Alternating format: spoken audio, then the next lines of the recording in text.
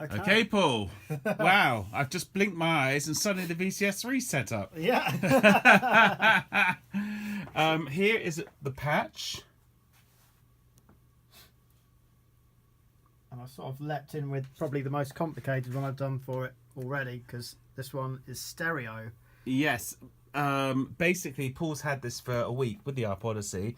So just point to the stereo setting and I'll video it. Yeah, so you've basically got outputs 1 and 2 here and here. Yeah.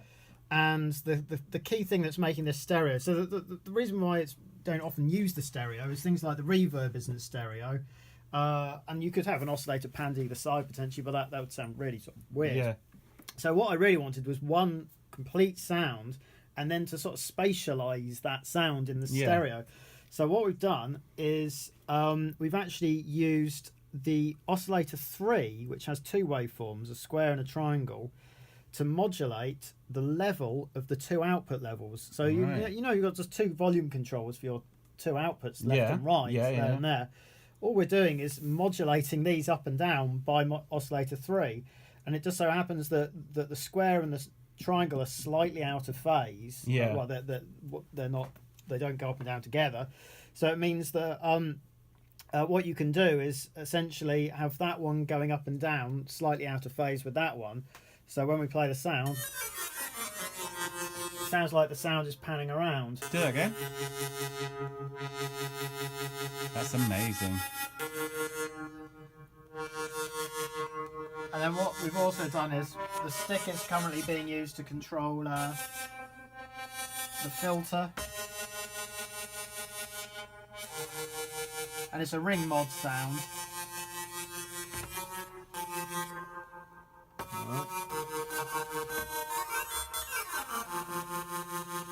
Oh, shall I turn the reverb off here? Have you used the reverb? Yeah, we're using the reverb on here. Right, so let's turn the reverb off on here.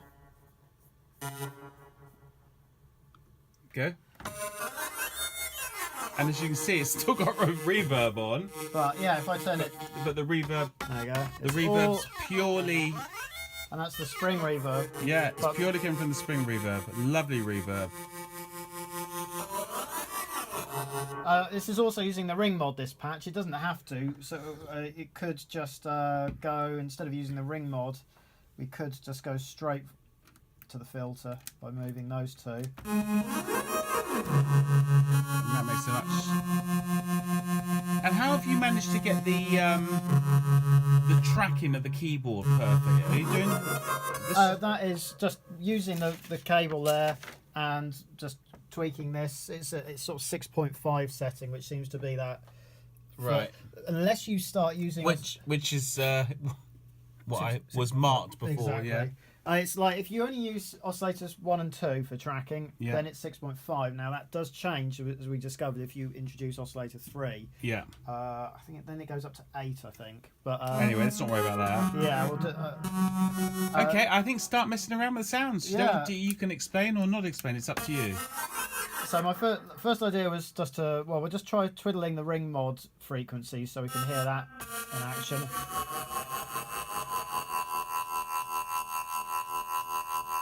I tell you what, this sounds like the ARP Odyssey's daddy, doesn't it? Yeah. It's the ARP Odyssey sounds like a little baby.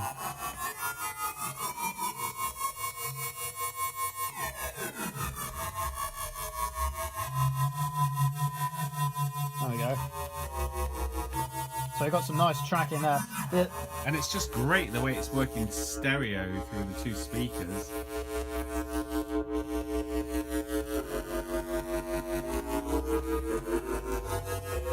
And then what I was thinking that we could actually use the stick to control the speed of that oscillation, perhaps. So this is a little bit. That's me. So did you repair any of the pins, or did they all work, or what? No, these 2 at the end don't work very well, but the rest of them are fine. Yeah.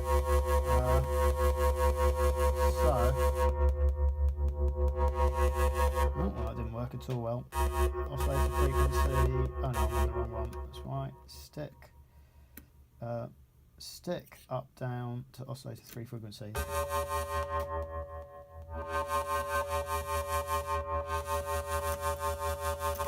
There. Oh. so it's a dodgy pin, unfortunately. There we go. If you put half in. Oh, I've never heard it do that before. That's great.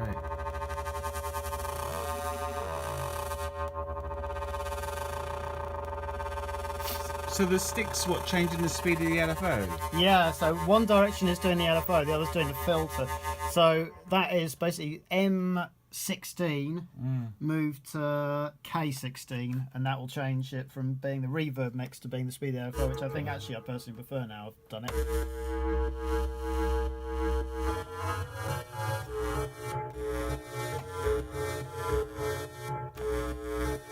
And I think a company called Wasp used the VCS3 keyboard as inspiration, didn't they? Yeah, it's the same technology, the capacitive.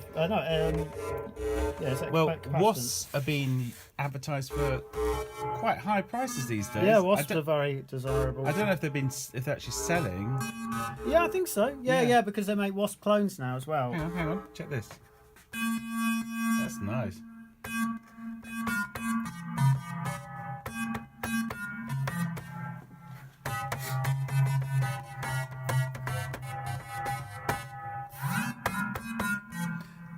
This is the Pink Floyd, isn't it?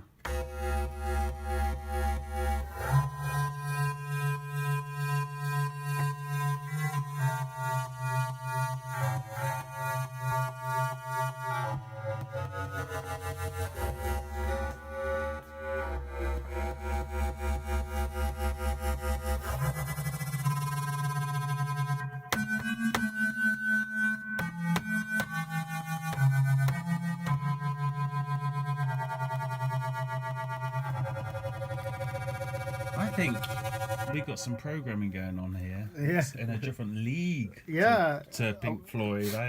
I think they used it on quite basic settings, but I'll probably get shut down for that one. They got some great sounds out of it. But they sort of. But this is technical, complicated programming.